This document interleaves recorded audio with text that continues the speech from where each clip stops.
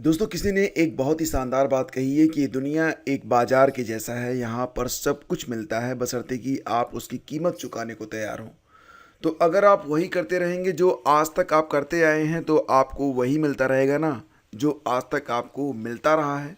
तो इसका मतलब ये है कि अगर कुछ नया प्राप्त करना है तो आपको कुछ नए प्रयास करने पड़ेंगे, कुछ नए रास्तों की तलाश भी करनी पड़ेगी। अपनी दिनचर्या, अपनी जीवनचर्या आपको बदलनी पड़ेगी। तो बस एक लाइन का मूल मंत्र है कि नया परिणाम आपको प्राप्त करना है तो नए रास्ते आपको चुनने पड़ेंगे और उस पर आपको पूरे डिसिप्लिन के साथ चलना भी पड़ेगा। तो फ्रेंड्स, यहाँ पर जो आज पहली खबर है ये आप सभी लोगों के लिए गुड न्यूज़ है। देखो फ्रेंड्स, अगर आप डिग्री कॉलेज में शिक्षक बनना चाहते हैं, प्रोफेसर, एसोसिएट प्रोफेसर या फिर असिस्टेंट प्रोफेसर। देखो, असिस्टेंट प्रोफेसर बनना चाहते हैं तो आप या तो नेट की परीक्षा क्वालिफाई करो, या फिर साइंस सब्जेक्ट है तो CSIR नेट, और या फिर आप स्लेट और स्टेट की परीक्षा पास करके भी बन सकते हैं डिग्री कॉलेज में या फिर किसी भी विश्वविद्यालय में असिस्टेंट प्रोफेसर, एसोसिएट प्रोफेसर या फिर प्रोफेसर।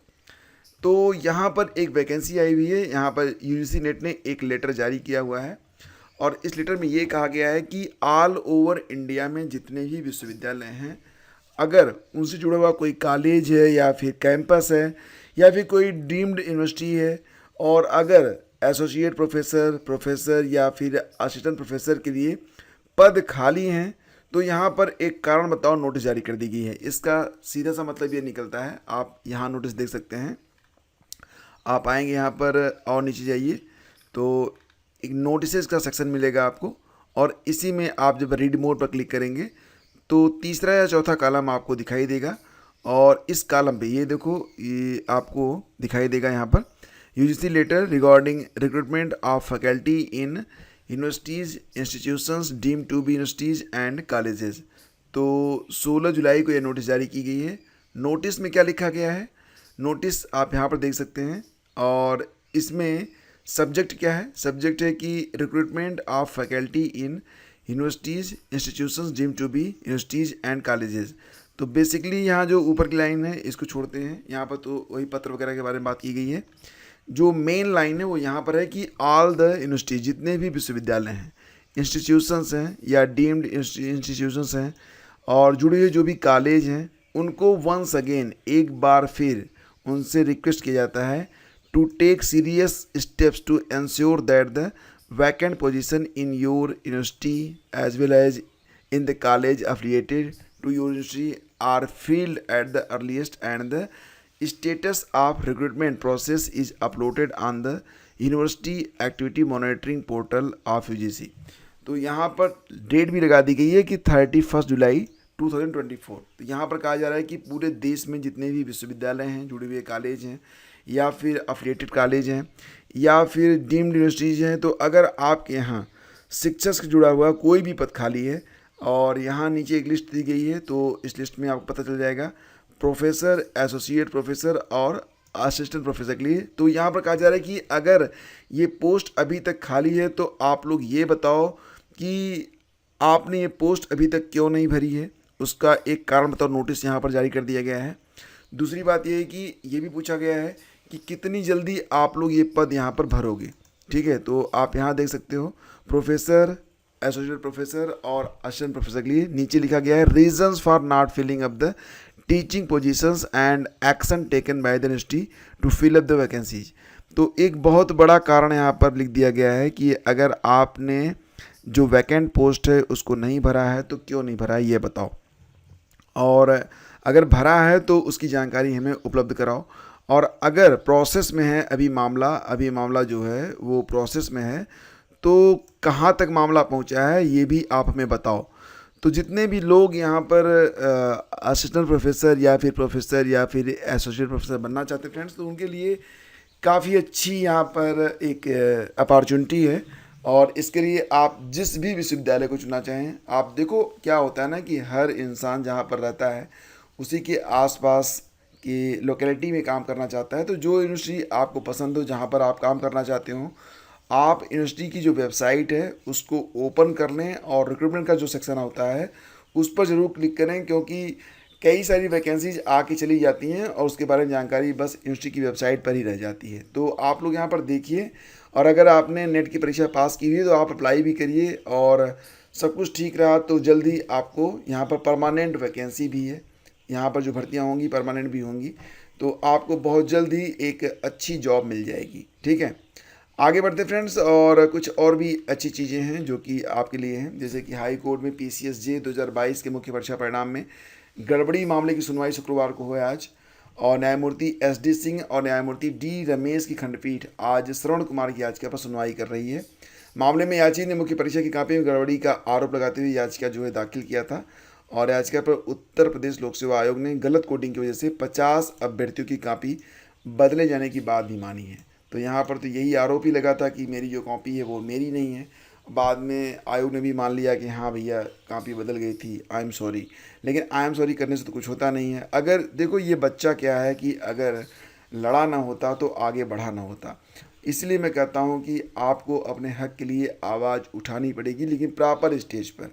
आप जैसे कि मान लेते हैं कि आसपास कुछ व्यक्ति ऐसे हैं जो आपको तंग करते हैं, परेशान करते हैं, तो आप उसे डायरेक्टली हाथ पैर से मुंह से मत लड़ो, दिमाग से लड़ो, क्योंकि आपके दिमाग से खतरनाक हथियार इस पूरी दुनिया में कुछ नहीं है।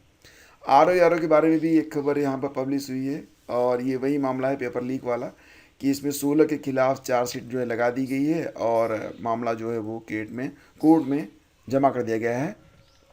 तो बाकी जानकारी इसमें यह है कि जो मास्टरमाइंड राजू नयन मिश्रा और उसके मुख्य सहयोगी सुभाष प्रकाश का नाम भी इसमें शामिल है। फिलहाल इस प्रकरण में यह पहली चार्जशीट दाखिल की गई है और विवेचना आगे भी जारी रहेगी। 16 आरोपियों के नाम इसमें डाले गए हैं, उनमें से 15 जो हैं जेल में हैं। एक आरोपी सौरभ शुक्ला का जमानत मिल चुका है। तो फिलहाल चार्जशीट दाखिल हो चुकी है और अब मामला जो है कोर्ट में है। अब किसके खिलाफ जो है चार्जशीट दाखिल की गई है, तो अगर आपको इंटरेस्ट है तो आप यहाँ पर पढ़ सकते हैं। ठीक है, फिलहाल 3 आरोपियों की भी तलाश भी है। आज के न्यूज़पेपर में पूरी बात आपको बताई गई है। एक बड़ा बदलाव देखने को मिल रहा है, और ये स्टेट यूनिवर्सिटी है। आपको पता होगा प्रोफेसर राजेंद्र सिंह रज्जू भैया राज्य विश्वविद्यालय में स्नातक में दाखिला लेने वाले विद्यार्थियों को कुछ नए रेगुलेशंस दिए गए हैं कि वो 2 से अधिक भाषा विषय एक साथ चयनित नहीं कर सकते। 2 से अधिक भाषा विषय, साथ ही मनोविज्ञान और शिक्षा शास्त्र पढ़ेंगे तो कोई एक लेना पड़ेगा। प्राचीन इतिहास और मध्यकालीन और आधुनिक इतिहास पढ़ेंगे तो कोई एक लेना पड़ेगा। समाजशास्त्र समाजकार्य में से कोई एक, समाजशास्त्र समाजकार्य और गृह विज्ञान में से कोई एक, 4 में से समाजशास्त्र समाजकार्य गृह विज्ञान और रक्षा अध्ययन विषय एक साथ नहीं चुन सकेंगे। मतलब इन चारों में से कोई एक ही चुन पाएंगे आप।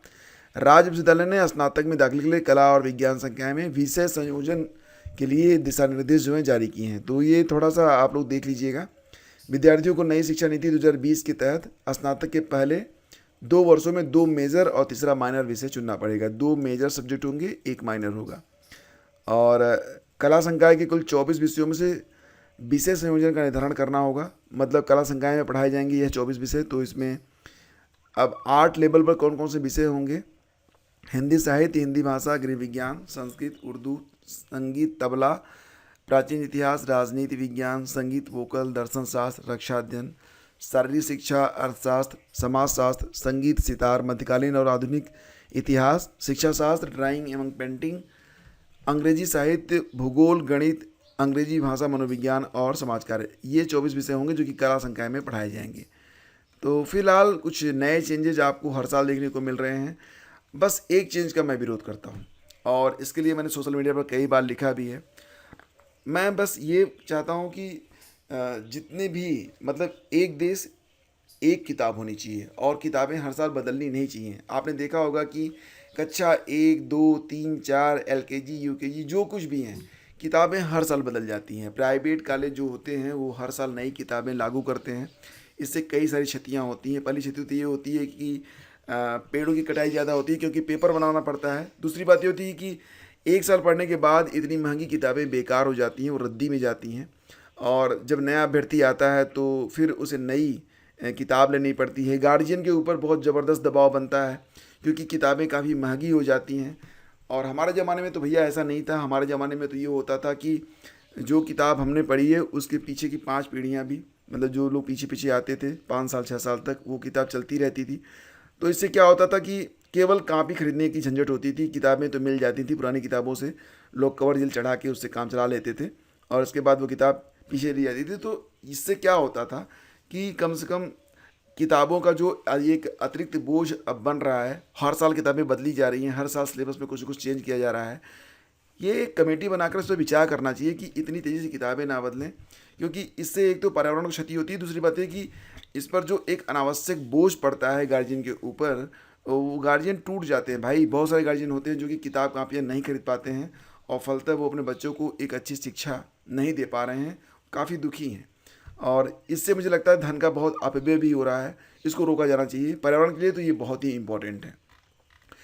खैर फ्रेंड्स, आज की क्विज अपलोड कर दी गई है करंट अफेयर वाली, उसको आप लोग लगा लीजिएगा। और जो लोग एनसीईआरटी बेस्ड जीएस के क्लास अटेंड करना चाहते हैं वो लोग only GS master class YouTube channel को सब्सक्राइब कर लें।